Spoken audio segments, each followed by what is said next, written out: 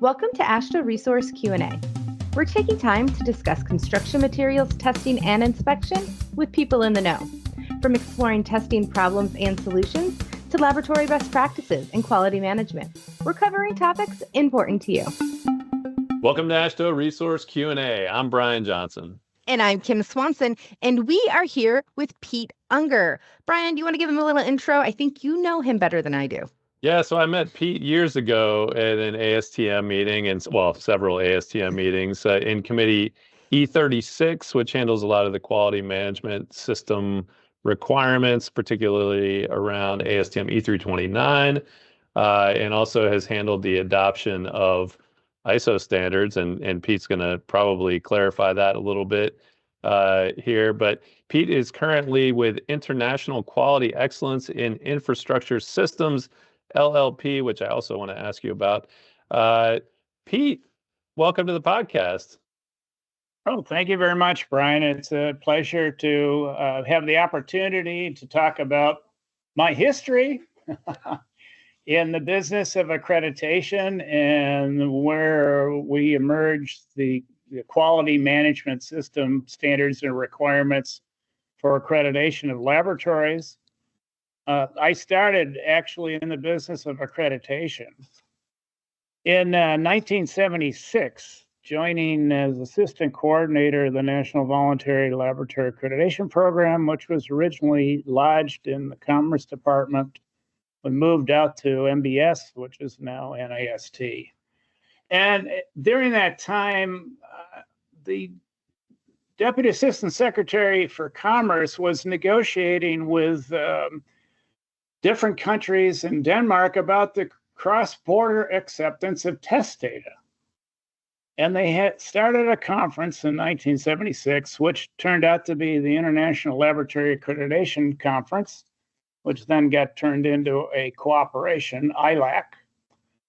At that time, I think the second year, 1978, we hosted it in Washington, D.C., and I was the gopher going back and forth, passing notes back and forth as we negotiated what was the next step of cooperating in cross-border acceptance of test data.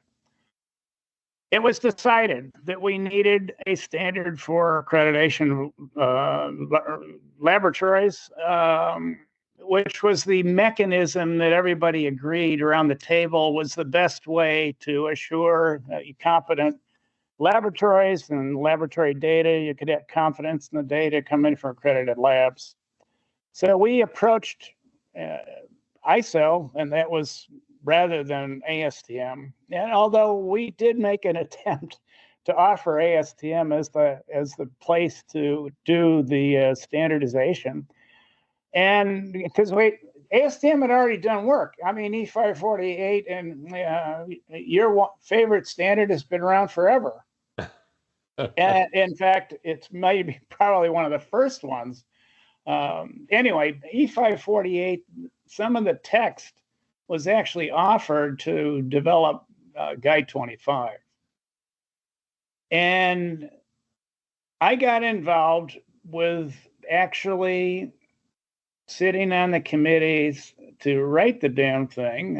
John Locke was my boss at the time at NEVLAP, allowed me to do all this travel to help, go to Geneva to help write the original guide and the standards. And I've been involved ever since. We also hosted NAVLAP and A2LA when I joined A2LA in 1985. We ended up helping to develop the peer evaluation process for recognition of accreditation bodies for the purpose of identifying appropriate accreditations of laboratories that were offering test data on exported products, basically. I've been involved from that ever from the get-go, chairing the Mutual Recognition Committee of ILAC, working with the Asia Pacific, chairing that. I actually, long ago, I was chair of ASTM E36.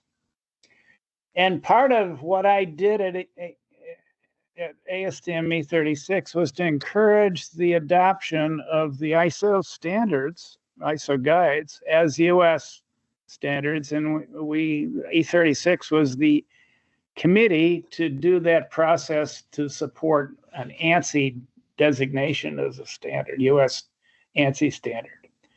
And I ultimately ended up chairing ILAC for 3 terms, about 9 years. So I've been involved in the effort forever. Retired from A2LA 10 years ago.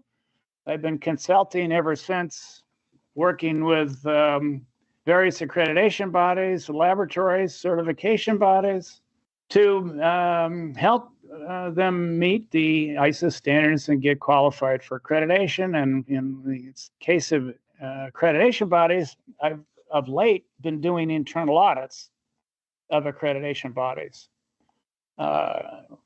Mexican body, Canadian body, a couple of US bodies. So that's what's keeping me busy. I've also done peer evaluations of accreditation bodies for the Inter-American Accreditation Cooperation and the Asia Pacific Accreditation Cooperation. I've been slowing down though since I've reached the ripe young age of 75.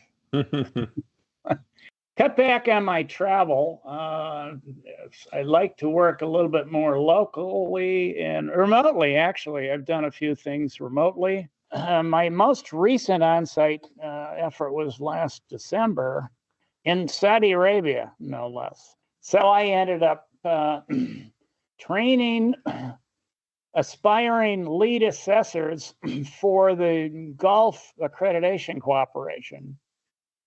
Lead assessors for 17,025, the laboratory criteria document. Was that an ASQ lead auditor certification, or was that just no, lead auditor training that you conduct?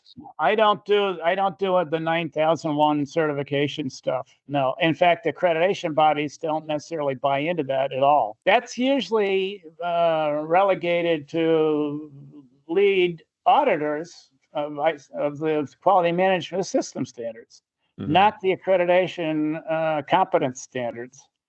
At least accreditation bodies have resisted actually having to require everybody to be certified.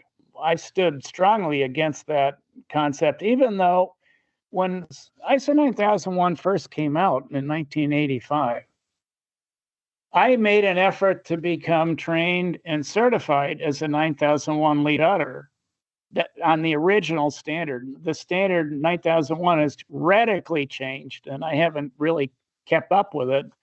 And I didn't keep up the certification because I was not doing ISO 9001 certification audits. There is, I believe, if you make an effort to be certified, you really have to demonstrate experience in actually applying 9001 or any of the other certification, management system certification requirements. Doing 17,025 assessments, I don't know whether they're actually counting that, although what is counted is 17,025 is treated as equivalent to 9001. So laboratories who get accredited to 70,025 can say to their customers, if the customer is saying you need to be 9001 certified, which we, adamantly object to, even those customers say that, there is a statement from ISO that basically endorses the fact that if you're accredited to 70,025, it's equivalent to ISO 9000 certification. Very important so labs don't have to go through the nonsense of getting certified in 9001 and can rely on their accreditation as the number one way to demonstrate that I'm competent to provide decent results as to my customers. And I think that's held. And I believe internationally, the demand for 9001 certification of laboratories is really diminishing, going away, although I haven't been involved with laboratories accreditation for a long time. I think that's the case, Brian. I believe that's the case for you. You see people that are, some people are saying, well, we need 9001. I've never had anybody ask me that question one time. Okay, well, that's okay. Yeah, I think you are correct. It did happen in the early 90s. Of course, that's a long time ago. Yeah, right. Yeah, things were not fully resolved in that area at that point, I imagine. Yeah. I want to go back to kind of the beginning of the story. When you were formulating all of these policies and being involved in the very beginning in the mid 70s, the meeting you said the U.S. and Denmark were working on this together. What was there a particular product or material, or what was there a problem that was being solved at that point, a specific problem that Denmark and the U.S. were trying to resolve, or was it a general issue? I think it was clear that U.S. exporters were very demanding of, why do we have to test the product twice? We test the product for European standards in the United States, and we send it to Europe, and they test it again. It's a cost, an unnecessary cost. We need to facilitate acceptance of test data. And how do we do that? In the mid-70s, they said we'd do it through accreditation. That's one of the reasons why NavLab got started. It was the first national system that created in the United States. What NavLab did not do, unfortunately, is develop a broad-based accreditation scheme for all types of laboratories. It started out with, what do we start out with? Carpeting, testing, thermal insulation, concrete. And it just simply, it was too arduous, and our U.S. lab community and some industry groups supported the creation of American Association for Laboratory Accreditation. When we created A2LA, obviously the point was to allow all kinds of laboratories to get accredited and get their data accepted overseas. That was the primary purpose initially of A2LA. Then it started to morph into the automotive industry decided, we need to have a system for assuring the competence of our supplier laboratory network. So General Motors really drove A2LA in the late 80s, big time, because they started requiring A2LA accreditation of all their supplier network, which included not just the United States, but overseas folks. So we had a need to cooperate internationally early on. When we tried to get recognized in Europe, they came over and did a peer evaluation of us and said, you know what, we can't accept you because you haven't authenticated the traceability. You don't accredit calibration laboratories.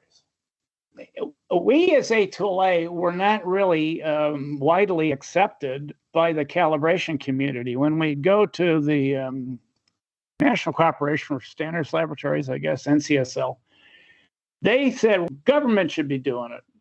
Okay, let's get NIST to get NavLab started. And that's finally happened. And a few years later, we did get accepted under the fact that NIST NavLab started, and we were also accrediting Cal Labs. So we were able to demonstrate, authenticate traceability for Europe. And we did have a couple of bilateral recognition. And then, of course, ILAC came along and said, that's crazy. All these bilaterals, it's ridiculous. We need to have a multilateral agreement. Everybody's duplicating the evaluations of everybody else. In fact, when I started, John Locke supported me to do these bilateral evaluations. And so I got a lot of experience running around evaluating other accreditation bodies, and it got me started in developing the peer evaluation process. It's a fundamental role of ILAC and IF and the new GLOBAC. Primary purpose for having this cooperation is to recognize each other as providing acceptable accreditations. And Europe started the first cooperation, and then we had the Asia Pacific starting the second one, and we had a bilateral, and then the region started to develop the Inter-American Accreditation Cooperation, which I supported. We also supported ANACLA and North American, which actually wasn't workable because there weren't enough countries involved. And so I supported the Inter-American Accreditation Cooperation. A2LA had the first bilateral agreement in APLAC, Asia Pacific Laboratory Accreditation Cooperation, which they merged and become and integrated the accreditation bodies that are doing certification accreditation. And so now we're having ILAC and IAF merging. And it's going to be GLOBAC. Okay, so IAF, New Zealand, ILAC, Netherlands, they're forming GLOBAC. We did last March, actually, 15 months ago, the World Trade Organization's Technical Barriers Trade Committee actually published, finally, guidance on conformity assessment policy and procedures and requirements that governments may place. They recognize the ILAC and IF MLA.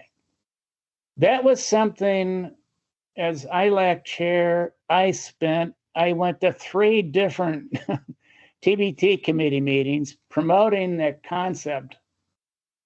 The World Trade, the TBT agreement actually recognizes accreditation as a mechanism to facilitate trade. But what they didn't do until this guidance was to say, what is an acceptable accreditation? So they have put in this WTO guidance on conformity assessment policy and procedures. Use the ILAC and IF MLAs as a means for recognizing competent accreditation. That to me actually was my number one international achievement, because I pushed that big time and pushed it with the U.S. government, which has adopted it for quite a while. We do have some U.S. government agencies that are recognizing the ILAC MRA, EPA, FDA, CPSC, and U.S. Coast Guard, and let's see, we have General Services Administration, I believe, has used it. Anyway, all of that stuff we lobbied long ago to get that done in the U.S. When we go to other countries, very little effort is made by these countries to get the MLA accepted. EA's peer evaluation process neglects it big time. And I was involved in evaluating EA a long time ago. In fact, the first step. They could care less about promoting the international agreements. They promote the European agreements. So Pete, you mentioned MRA and MLA. What are those? Sorry. That's mutual recognition agreement. What's MLA? Yeah, I'm sorry, multilateral agreement. The IAF decided to use the acronym or multilateral agreement, partly because MRA has been used by governments, mutual recognition arrangements used by governments. ILAC, in its early years, and in fact, APAC, insisted that MRA was not necessarily a government to government. It was accreditation body to accreditation. We're recognizing each other, and we promote the acceptance of equivalence of their accreditation. That still has persisted in ILAC. Now, what GLOBAC does, I suspect they might resort to just promoting MLA instead of MRA. One of the reasons, other reason why IAF was not liking the MRA process, because I think, and this is some speculation, but product certification bodies who have their own requirements for the product, such as UL, can't not really recognize another product certification body that's not using the UL standard as equivalent. So in other words, unlike laboratory accreditation, where if you're running the exact same test, you can recognize each other's test results. If it's an ASTM test, yeah, okay, an ISO test, and they're accredited for it, yeah, okay. The result that comes out, you can accept it as equivalent. But a product certification based on different standard or different specification for the product doesn't, there's no mutual recognition. So they say mutual multilateral arrangement, MLA, rather than MRA. I think that's the genesis of why they adopted MLA. IAF, the International Accreditation Forum, and they deal with accreditation of certification bodies, and their first effort was the ISO 9000 certifications. When they integrated product certification, the idea was you cannot recognize fully the results as equivalent to your results. So because of the different product standards. Anyway, I think that's the reason why MRA is not used by IAF. And I suspect Globak, when they actually get everything merged and ILF and ILAC actually go away, they probably will adopt MLA as a less, and it's different than the government MRAs. So you mentioned the TBT. I remember years ago looking at the TBT and not seeing really anything as a minimum expectation. Just, and correct me if I'm wrong, did it before it had the ILAC MRA in it, it was based on whatever the lower or the whatever the minimum expectation was from the two parties involved in trade. Actually, the TBT agreement, among other things, really encourages the minimum in terms of conformity assessment requirements. In fact, ideally, is they rely on manufacturer's declaration of conformity, self-declaration of conformity. That's the least onerous requirement. Least. My limited experience in hearing from countries that decide they need third-party certification or some more stringent technical barrier, if you will, when the marketplace starts complaining about these unacceptable products, they force the governments into writing requirements for certification, accreditation, retesting, inspection. In particular, those regulatory bodies have conformity assessment requirements, which could be considered technical barriers.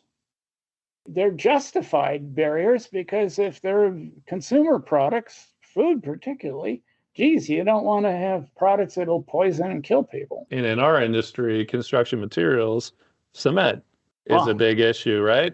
You don't know what you're getting in the port. Testing has to be conducted before it goes into use because you don't know if you're getting cement or some other product in these bags or loosely cast in the hull of a ship or whatever, however it's transported over here. So there is a need for some oversight and testing once it makes a big journey, especially. And I can kind of understand that about Europe, how they would like to, they feel comfortable within the confines of their continent with what's going on, but maybe are not so about something making a longer journey or coming from a place where they have less stringent rules. You remind me, I am helping out the Canadian Lumber Standards Accreditation Board, CLSAB. They accredit a dozen certification bodies that determine the quality of lumber. They export a whole bunch of lumber to the United States and overseas to Australia, Japan, countries that are tree deficient. They have been not forced, but encouraged to get their accreditation internationally recognized, so that the accreditation of the certification bodies and their data and the stuff that goes along with the labels on the lumber can be automatically accepted in Japan and Taiwan and Australia, and for that matter, the United States. They can have some confidence that the Canadian Lumber Standards Accreditation Board accreditation of the certification bodies that do this is, we can have confidence and acceptance, and we don't have to reinspect the whole load of lumber that comes in. Very expensive process to do it on import. And that clearly, there's a number of other products like that, I think. And you point out cement. Perfect. I'm sure there's other products that we import where we want to have confidence that the testing and the certification has been done properly. For your work with the lumber industry, what is the effort to build that confidence with the importing country? What's the main objective? You're brought into work. How do you is it a relationship thing? Is it more inspections? Is it what happens? I think there's confidence building that's done among certainly the Canadian Lumber Standards Accreditation Board does a lot of international, negotiations and workies. They share the standards. They share what's going on. They've just recently been peer evaluated by the Inter-American Accreditation Cooperation, and they we're hoping in August they will be a signatory to the IAF agreement for accreditation of product certifiers. Very narrow, of course. They're only dealing with people that certify lumber. They've gone through the process. They've trained their folks. They've trained the certification bodies. And then, of course, the certification bodies are going to be checked out by the accreditation body to see whether or not you did understand 70,065 and how you're supposed to go about doing the certification of lumber.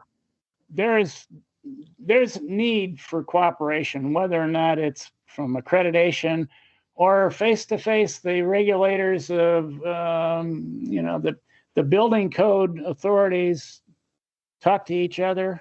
I'm pretty sure that it was the ICC in the United States, International Code Council, negotiates with the Canadian counterparts about how should we, what are the specifications and requirements for certain types of lumber that are usable for building or whatever, plywood.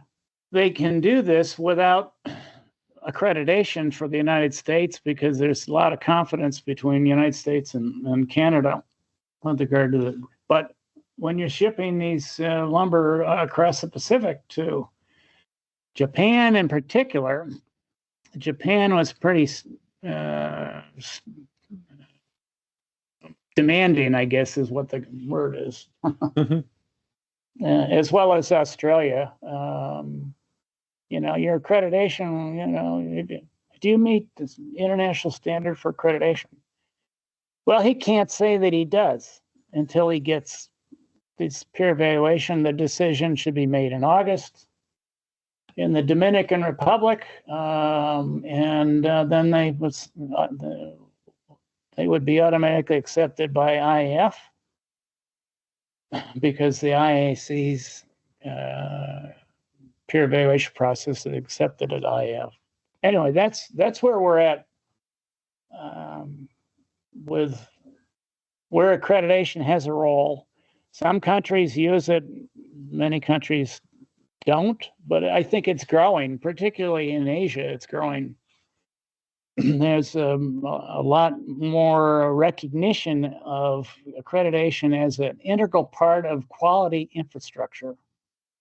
We've talked about the impact that accreditation has on the larger macro level. Let's turn it the other way for a second, and let's talk about the impact accreditation has on individual laboratories and quality of testing. You've been involved with accreditation for a long time. So how do you see the impact that accreditation has on the quality of the testing laboratory itself? Well, I have to be biased about this. Of course. I As am I. I don't have any objective data, frankly. It says an unaccredited laboratory, an accredited laboratory, and whether or not unaccredited laboratories can be perfectly good about what they're doing if they are assessed and there's found to be deficiencies in the processing requirements or the actual following the test methods. Gosh damn, then accreditation helps the lab to make sure they are not cutting corners. I've seen results in concrete testing labs early on where assessors would find that labs would be faking. They take the 3 cylinders and only test one and then make up the numbers for the other 2 and don't actually break the other 2. And of course, that's very serious. If they do that, their accreditation is really suspect. So I think accreditation definitely encourages people to do the right thing and being very serious about whatever's required in the process of the test. Follow the test. Don't cut corners. Don't try to get the job over quickly. That is unacceptable and causes possible erroneous results that get reported to the client, and then things happen in a very bad way, possibly. We are in a low bid environment, and if people are not careful about who they award these contracts to, you're going to have more problems. But yeah, I agree with what you said. An unaccredited laboratory can be as good as an accredited laboratory, but you don't know. You don't know. There's no accountability. There's no third-party objective evaluation. So while it is possible, we haven't found a whole lot of laboratories come into our program that are not accredited that find it to be an easy process. Yeah. That gives me some confidence that the accreditation process has some value. Yeah, and when they sit down and say, well, document what's our policy, what are our objectives, what are the processes we need to follow to make sure we're providing consistently good data? How do we treat our people? It provides some discipline. Right. And we haven't had any recent disasters in this area, frankly, and so things are being done professionally better, clearly. So I'm very happy to say accreditation is very valuable for the labs themselves and their customers. I mean, ultimately, the customers have to make decisions based on test data, and if the test data is wrong, it can cause severely costly mistakes, including deaths, and that's particularly why accreditation is valuable for the life and death tests and certifications. So anyway, that's my opinion, and I think the laboratories who get accredited feel more comfortable. They get a professional, experienced assessors that come out there and really help them to abide by what they need to do to provide consistently good results. When the lab is successful in getting accredited, the working group, the technicians, they feel very proud that they've accomplished something that may not be as easy as some people suggest. That it's not necessarily easy getting accredited, and certain kind of testing is maybe more difficult than others. I know most, actually, because of the development of concrete and thermal insulation, Construction materials testing is probably I'm most familiar with, but also environmental testing, food testing, calibration are other areas where I've gone out and at least witnessed assessments. Accreditation covers all kinds of different topics, but right? Your accreditation is particularly important to make sure that building products, the buildings themselves, roadwork, bridges are actually not going to fail with people in them or people Right. on them. And that's a huge deal. So I greatly respect the AASHTO effort to accredit all the laboratories that are in this business, whether it's in the United States or maybe they have some clients internationally. Right. Well, I appreciate that. And we do, it's funny because, you have some people who are really skeptical or jaded and say, oh, you're just trying to make more money or have more customers. It's like, that is never the objective. I mean, we want more oversight. We want more assurance that what is being paved or being put into a structure is what it is supposed to be, and to protect the public interest, and that's about it. I mean, if it's 2,000 labs, if it's 1,000 labs, if it's 500 labs, whatever it is, we just want to make sure it's done properly. And I think we've made some improvements, and it is hard telling, especially some of the things that you mentioned, the cases of fraud, misrepresentation of information, taking shortcuts. That stuff can be really hard to determine in a short visit, but we certainly do try to identify those things when we can and take action. And I think that's hard for all accrediting bodies to be able to take action that they need to take, especially in a competitive environment where they could go to a lower quality alternative. If there isn't some kind of, back to your ILAC recognition, if there isn't some kind of assurance of consistency, it can be really difficult for people. Leveling the playing field. Right. So that competition among laboratories is fair and that everybody has to live up to the same standard. To me, is the justification for what you guys are doing and why accreditation is valuable. Levels the playing field. Absolutely. Well, Pete, thank you so much for your time. One last thing, I'd like you to give you an opportunity to just tell people how to reach out to you if they are interested in hiring you as a consultant. Or you could search the website iqueis.com, iqeis.com. So we'll have a link to your website for sure and email, so people can reach out to you. Thank you for your time today, Pete. I know you've got a lot going on, so I appreciate the history lesson. This was really fascinating for me as an accrediting body director. To hear the background of how all these things developed was really interesting. So thanks for sharing that, sharing your time and expertise with us today. Thanks, Brian. Thanks, Kim. Thanks for listening to AASHTO Resource Q&A. If you'd like to be a guest or just submit a question, send us an email at podcast@ashtoresource.org or call Brian at 240-436-4820. For other news and related content, check out AASHTO Resource's social media accounts or go to ashtoresource.org.